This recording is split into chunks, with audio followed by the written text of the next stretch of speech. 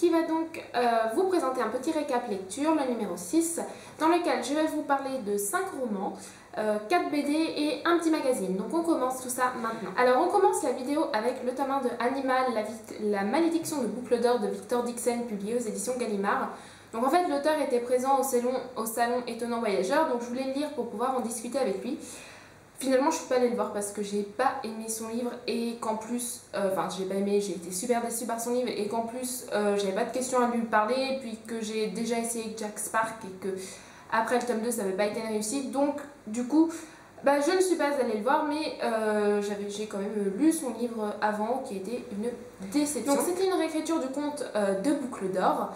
Ma chronique n'est toujours pas en ligne parce que j'arrive pas à l'écrire, j'arrive pas à expliquer pourquoi ce livre a été une déception alors qu'il avait vraiment tout pour me plaire, l'idée, la couverture, etc. Tout aurait dû me plaire, mais je n'ai pas du tout accroché. L'histoire, on suit donc Blonde dans les années 1800 qui vit dans un couvent de Sainte-Ursuline, qui mène une vie assez recluse, assez austère. Et en fait, sa vie va changer le jour où un homme va lui passer un dossier à travers sa fenêtre dans la nuit. Donc dossier qu'elle va lire et en fait elle va s'interroger sur ses origines. Et voilà, de là va partir une aventure. Je ne peux pas trop vous expliquer. Donc en fait, j'ai lu, je ne peux pas vous expliquer ce qui ne m'a pas plu. J'ai lu 2/3 du livre, j'ai arrêté à la moitié de la 3e partie. Donc ce qui équivaut à quasiment 300 pages quand même. Il devait me rester 150 pages, donc 250-300 pages. Le début m'a vraiment bien plu, j'étais bien accrochée, mais il y a un moment, je me suis complètement ennuyée. Je pense que c'est parce que c'est une histoire qui est vraiment trop facile. L'héroïne est confrontée à des choses, mais elle s'en sort comme ça.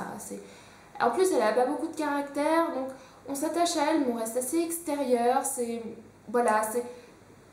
C'est trop facile, c'est trop parfait, c'est trop lisse, je sais pas. Du coup, j'ai pas accroché. Pourtant, il y a vraiment de bonnes idées, comme je vous disais, mais il y a quelque chose qui n'a pas fonctionné avec moi. J'arrive pas à vous le dire.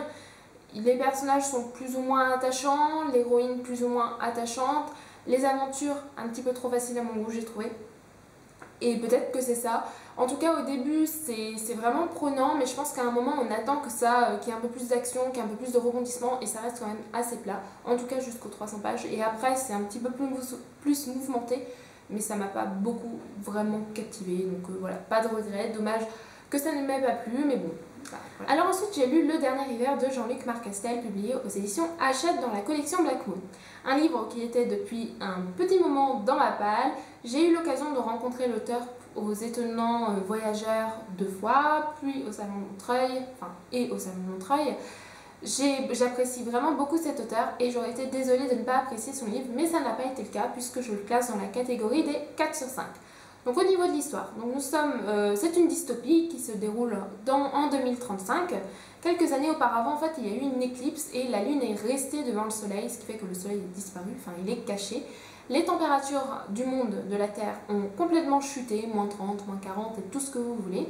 Donc évidemment, c'est très dur de vivre dans ces conditions. Et en plus de tout ça, il y a une forêt qui s'appelle la Malsève, qui est une forêt de pins qui grandit, qui dévore les humains, qui dévore les villes et qui ne cesse de s'accroître et qui abrite des créatures bizarres et qui modifie les choses, etc. Voilà, quelque chose, c'est vraiment l'ennemi en gros, la Malsève, qui détruit tout. Donc évidemment, ils n'arrivent pas à détruire cette forêt. Et donc les gouvernements finissent par chuter un à un, les villes sont détruites, il y a d'innombrables morts, etc.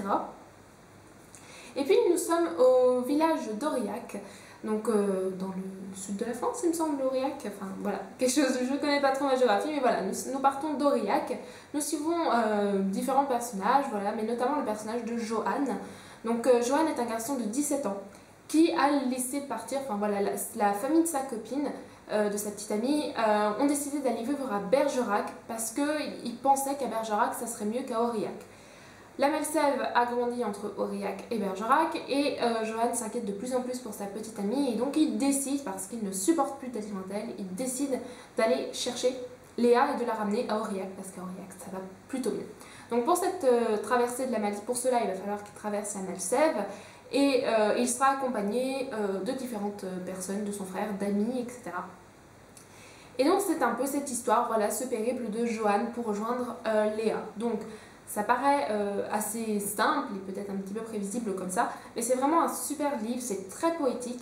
L'auteur, le but dans ce livre, en fait, c'était vraiment une réflexion sur l'humanité. Il a essayé de mettre dans ce livre, pour lui, en fait, toutes les réactions que les humains peuvent avoir face, bah, pas à la fin de l'humanité, mais un petit peu. Donc bien entendu, on revient un peu au temps du Moyen-Âge avec certains qui s'autoproclament chefs de la ville, des sectes, des gens qui s'entretuent, mais vous avez aussi une part d'humanité, une part de civilisation qui reste. Donc vous avez le chaos et puis vous avez quand même un petit espoir à côté. J'ai trouvé ça super bien, très poétique. J'ai donc été un petit peu désarçonnée au départ parce que je ne m'attendais pas du tout à ça, je ne m'attendais pas à ce style d'écriture, mais ça m'a vraiment bien plu et ça se lit vraiment super vite. J'ai mis un petit peu de temps à lire, mais vraiment j'ai beaucoup apprécié ma lecture et au final les pages se tournent bien vite parce qu'on est vraiment pris dedans.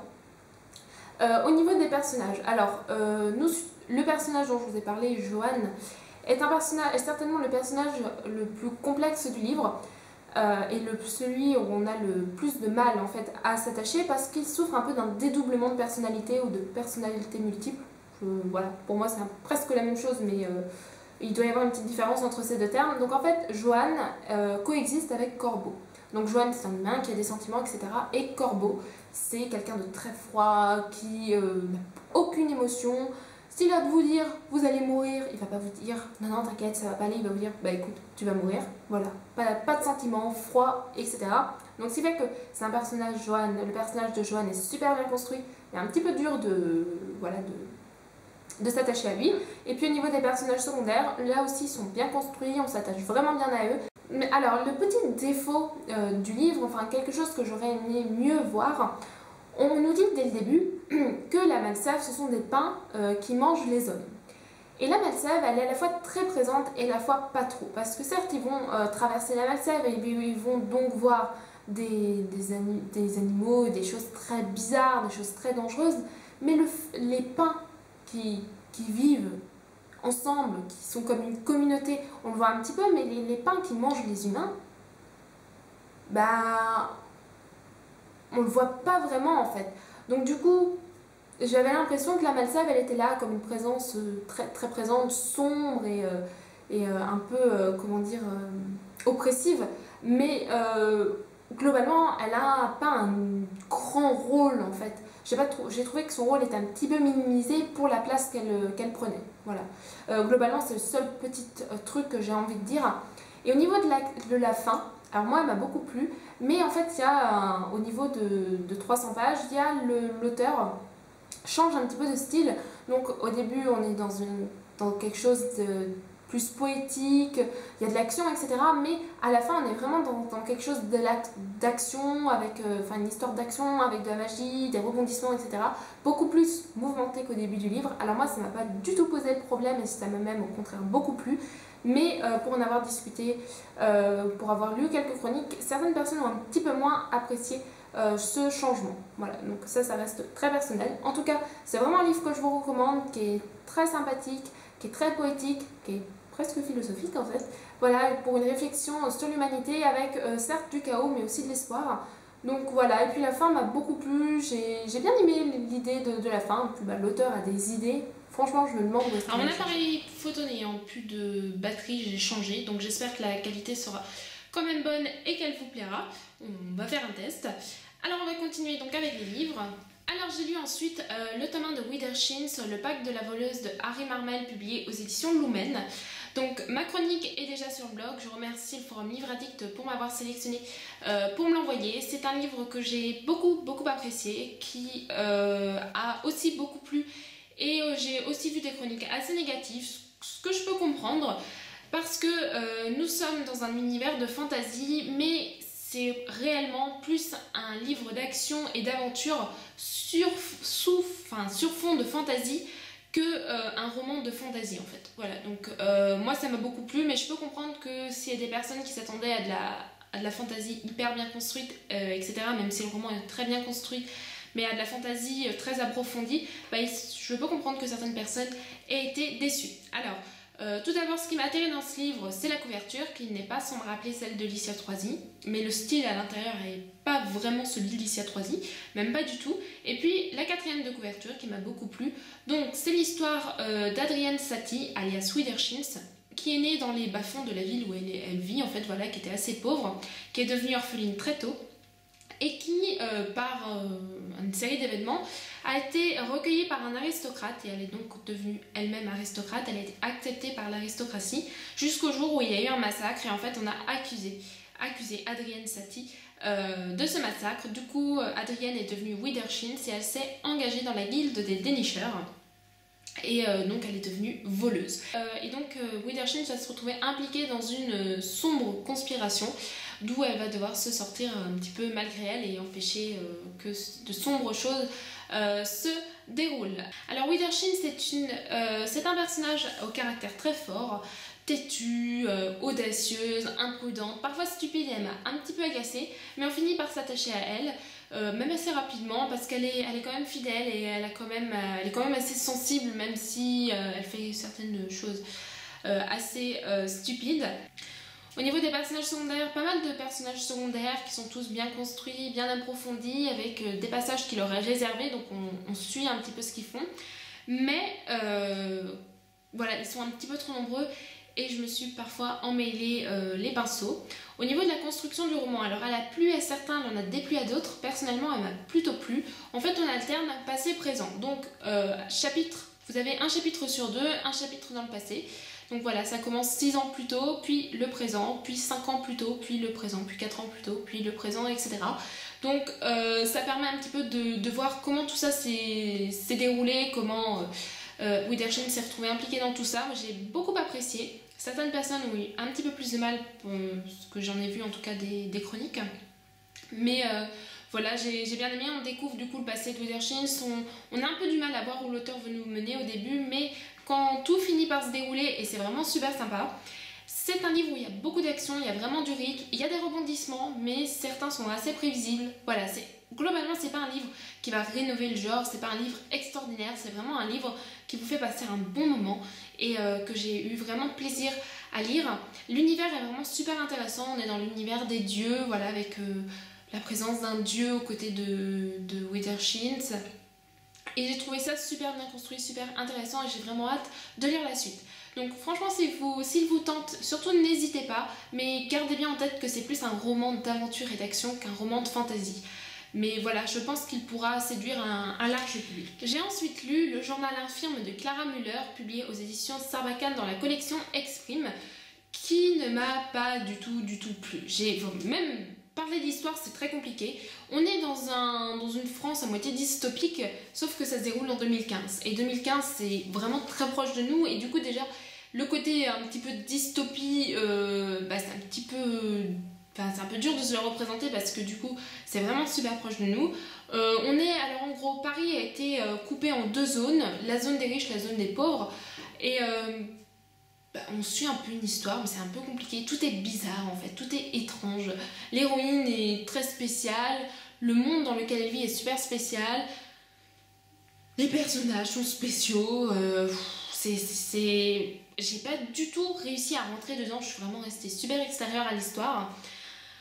Bon, alors au niveau du livre, vous avez des dessins, etc. C'est vraiment bien présenté, ça se lit même assez vite. Mais j'ai pas du tout accroché, j'ai pas compris ce que voulait, si c'était juste une histoire comme ça, si l'auteur au contraire voulait nous faire passer un message. Alors je me suis dit que s'il y avait un message à faire passer, c'était peut-être sur le harcèlement scolaire. Mais voilà, j'ai pas du tout apprécié cette lecture, ça a été une belle déception. J'aimerais bien vous le recommander, mais franchement, je vais un petit peu avoir de mal. Ensuite, j'ai lu un magazine. C'est rare que j'achète des magazines, ça fait très longtemps que je n'en ai pas acheté, tout simplement parce que c'est cher et que des fois il y a des articles, la moitié des articles qui vous convient pas, donc vous mettez 7 €, vous lisez une demi-heure et puis voilà. Je trouve que c'est un petit peu cher. Là, le magazine m'a vraiment, c'est la première fois que je découvrais ce magazine, il m'a vraiment convenu. Donc il s'appelle Série TV, là c'est le numéro de juin-juillet. Il y a alors les articles en tout cas qui m'ont intéressé. Oups, je me donne des coups. Les articles qui m'ont intéressé. Il y a un bon dossier sur Game of Thrones et il y a un bon dossier sur Sherlock Holmes. Donc pour les deux principaux. Après moi j'avais un article sur Unforgettable qui me tentait pas mal aussi. Et puis j'ai découvert d'autres séries, j'en ai rajouté à ma liste de séries à regarder. Mais franchement c'est super sympa, il y a vraiment des dossiers bien construits, c'est très agréable à lire. Et je suis vraiment très, très satisfaite de mon achat. Et je pense que si j'ai un magazine à racheter, bah pourquoi pas celui-là. Donc avant de vous parler du dernier roman, j'ai lu entre-temps 4 BD. Donc voici les 3 premières. En fait c'est une série de 5 tomes qui s'appelle donc Les Elfes, une série de fantasy écrite par différents, je vais arrêter de me taper, par différents auteurs et dessinateurs. Donc la première que vous pouvez voir ici, il s'agit du Cristal des Elfes Bleus alors il manque une lettre, ça fait L. Istin, Duarte et Seito. Donc une BD qui fait un peu plus d'une cinquantaine de pages. Bon, je vous ai pas pris la meilleure planche, mais voilà, pour vous montrer un petit peu la qualité des dessins, c'est vraiment super bien. Donc si vous aimez les elfes comme moi, bah forcément ça vous plaira. Hop, donc voici pour la première. La deuxième, c'est L'honneur des elfes sylvains avec Jari, Makoni et Seito. Là encore, des superbes dessins avec des planches assez sympas. Donc parfois c'est assez sanguinaire, mais c'est des BD adultes, hein, c'est pas des... Vous avez des moments sépia, je sais pas si vous voyez. Voilà, donc franchement sympa. Et les planches, au niveau des dessins, celle que j'ai préférée, c'est donc Elfe blanc, cœur noir avec Olivier Perrou et Bilot, Bilot. Voilà, donc je trouve que c'est cette BD qu'elle est une plus belle planche au niveau des dessins. Je vais vous en montrer d'autres. Voilà, par exemple. Voilà, franchement, superbe planche, superbe dessin dans toutes les BD que j'ai lues. Donc les 2 autres tomes sont dans ma palle, donc je les ai empruntés à la médiathèque. Au niveau de l'histoire, c'est vraiment sympa, c'est de la fantasy pure et dure, donc si vous n'aimez pas la fantasy, je vous les recommande pas. Mais c'est pas des happy end, franchement c'est super prenant, ça me fait à moitié penser à des légendes et j'aime vraiment beaucoup. Donc en fait, un tome, donc il y a 5 tomes et en fait c'est un tome par race d'elfes. Donc le premier c'est les elfes bleus, le deuxième les elfes sylvains, le troisième les elfes blancs, le quatrième c'est les demi-elfes, et le cinquième c'est sur les elfes noirs. Et puis une autre BD, donc le tome 4 des légendaires, le réveil de Créa Chaos de Patrick Sobral, publié aux éditions Delcourt. Donc voilà, toujours en relecture des premiers tomes pour pouvoir lire la suite. Donc c'est pas la meilleure, franchement le tome 4 n'est pas la meilleure BD, en tout cas j'ai trouvé, elle m'a pas plus convaincu que ça, ce 4e tome. C'est agréable mais c'est pas extraordinaire. Donc pour terminer cette vidéo, j'ai lu le tome 5 de Mercy Thompson, donc Le Grimoire d'argent de Patricia Briggs, publié aux éditions Milady. Donc un livre qui m'a énormément plu, mais contrairement aux 3 derniers tomes, qui m'a moins plu. Donc en fait, Mercy Thompson, j'avais beaucoup aimé le tome 1 sans avoir un coup de cœur, mais le tome 2, 3 et 4 avait été un coup de cœur avec, je trouvais, une amélioration des livres au fur et à mesure, une amélioration de l'histoire. Enfin voilà, mes coups de cœur étaient de plus en plus forts en gros, mais pas pour ce tome 5. Donc je vais pas vous parler de l'histoire parce que ça vous spoilerait les tomes précédents. Mais en gros, l'univers du tome 1 est essentiellement centré sur les loups-garous, la meute, etc. Le tome 2, c'est plus les vampires. Le tome 3, c'est les fae. Le tome 4, c'est de nouveau les vampires. Et ce tome 5, c'est plus l'univers des fae. Et l'intrigue est super sympa, super prenante. Je me suis pas du tout ennuyée. Mais dans le tome 5, j'ai trouvé que la relation qu'elle mène avec cet homme, il manque un petit peu de piquant, il manque quelque chose. J'ai trouvé ça trop fade par rapport au tome précédent et du coup ça m'a manqué un petit peu leur joute verbale, etc. Je sais pas, voilà, c'est vraiment ça qui m'a un petit peu manqué, mais autrement vraiment un super tome comme d'habitude. Et donc c'est fini pour cette vidéo. Je vous montre très rapidement ma lecture en cours. Il s'agit du tome 1 de Alera de Kayla Kluver, publié aux éditions MSK, que j'ai tout juste commencé. j'ai lu 22 pages, 23 pages, mais franchement pour le moment c'est sympa, j'aime bien la couverture, c'est un livre que je voulais lire depuis super longtemps, donc j'espère qu'il me plaira. En tout cas j'espère que cette vidéo vous aura plu, elle est assez longue. Les futures vidéos à venir, la palme, l'IMM, le bilan trimestriel et puis un swap aussi. Voilà, un colis que ma partenaire m'a envoyé. Donc je vous montrerai tout ça dans les futures vidéos.